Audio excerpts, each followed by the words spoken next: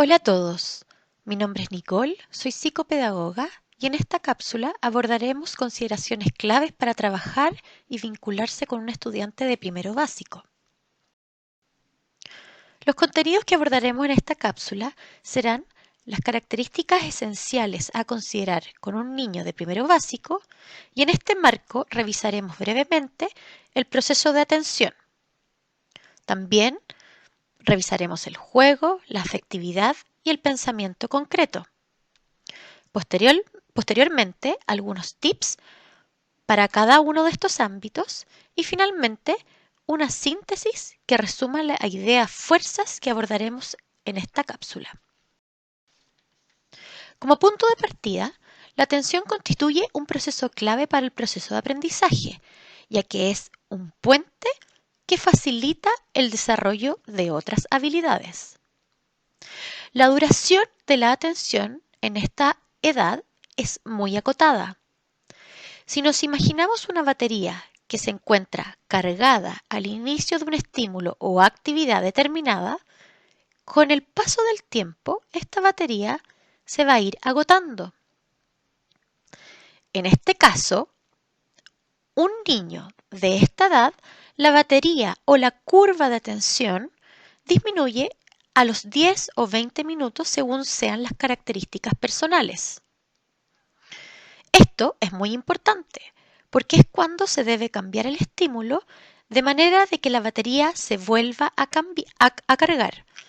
Asimismo, es muy importante diversificar los estímulos clase a clase, ya que el cerebro requiere de alimentarse de nuevas experiencias y estímulos diversificados. Otros ámbitos claves en el trabajo con un niño de primero básico son el juego, la afectividad y el pensamiento concreto. El juego honra al niño, es parte de su esencia y de sus códigos. Promueve la motivación y permite desarrollar múltiples habilidades, como son la atención, la memoria, entre otras. La afectividad es significativa en esta etapa del desarrollo. Todos los estudios han demostrado que un vínculo afectivo es determinante en el proceso de aprendizaje de un niño.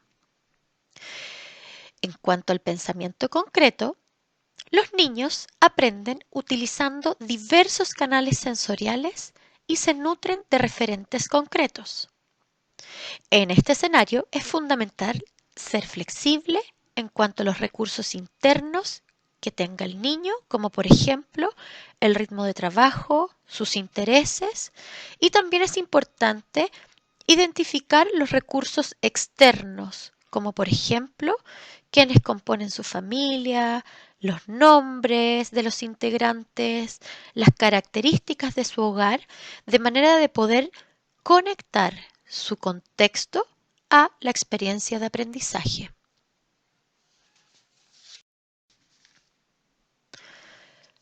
Los juegos se sugieren utilizarlos al inicio de cada clase, de manera de motivarlos y activar sus funciones de atención. Algunas ideas de juegos son adivinanzas, trabalenguas, el detective que busca en una sopa de letras palabras, sílabas o letras según la etapa y el nivel lector en que se encuentra. Lo mismo con un memorice o también se pueden buscar canciones y cuentos. En cuanto a los tips para generar un positivo vínculo y afectividad con el niño, es muy importante siempre referirse por el nombre. Evitar nominaciones como chiquitito, amor, cariño, ya que el nombre identifica y respeta a un otro. El lenguaje no verbal contempla el contacto visual, que es muy importante para un niño, y también implica una coherencia entre la gestualidad y lo que yo verbalizo. Les quiero contar que los niños son muy expertos en leer las claves emocionales. Establecer en conjunto acuerdos o normas que se pueden materializar con carteles visuales que permitan anticipar y apoyar lo que se espera en el desarrollo de la clase. Se deben apoyar estos acuerdos con algunas palabras mágicas, como son dar las gracias, pedir por favor, pedir perdón cuando me equivoco, de manera de generar un ambiente de respeto. Existen algunas estrategias para romper el hielo o bien apoyar el vínculo cuando son objetos concretos que ayudan especialmente a aquellos niños que pueden ser un poco más tímidos o que les cuesta el contacto con adultos desconocidos. Estos objetos pueden ser, por ejemplo, un peluche, un autito, un muñeco, de manera que acompañe en estos casos este camino y sea parte de esta experiencia. Finalmente, el refuerzo positivo debe ser basado en el proceso y no en el resultado. Esto se traduce en evitar alabanzas tales como eres seco, qué inteligente, te pasaste, porque no dan cuenta real del proceso que está viviendo el niño. Se sugiere entonces alentar el proceso con estímulos tales como me doy cuenta del esfuerzo que hiciste en escribir con manuscrita.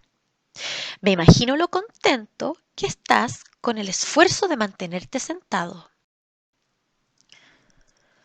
Respecto a los tips de la etapa del pensamiento que se encuentra un niño, es muy importante contemplar los diversos canales sensoriales. A mayor vías sensoriales que utilicemos, mayor probabilidad de aprender o internalizar lo que estamos viendo. Por ejemplo, si estamos identificando sílabas, podemos aplaudir. También podemos usar lápices para contar las sílabas, de manera de tocar el objeto, observarlo, además de escucharlo. De esa forma, el cerebro reconocerá diferentes maneras de llegar a un estímulo determinado. Es importante también proporcionar ejemplos articulados a sus experiencias personales. Permitirá que sea más significativo para el estudiante. Si ponemos el mismo ejemplo la sílaba y apelamos a los nombres de los integrantes de la familia, el niño tendrá una experiencia más significativa que si esta misma actividad la hacemos con cualquier tipo de objeto o de concepto. El hacer es clave en este proceso. Cuando decimos hacer, nos referimos a un estímulo táctil, en donde el niño pueda tocar, experimentar, elaborar a través del sentido del tacto. En este contexto, a través de una pantalla es más difícil, porque nos limita. Pero si usamos este recurso como una extensión a lo que hicimos o una tarea asociada al objetivo pedagógico, nos ayudaría a fortalecer el aprendizaje del niño. Volvamos al ejemplo de la sílaba.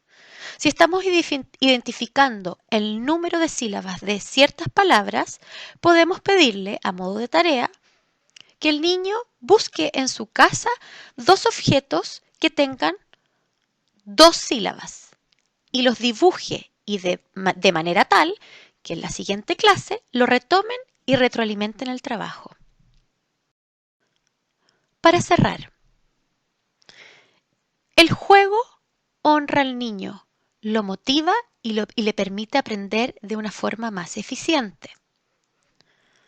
La afectividad es clave en este proceso. Valida, respeta y reconoce al otro. Los niños tienen un pensamiento concreto. Por tanto, las actividades realizadas deben estar basadas en su contexto, y ser multisensoriales. Finalmente, es importante contemplar que la atención de un niño es acotada y por tanto debe ser un proceso dinámico. Muchas gracias.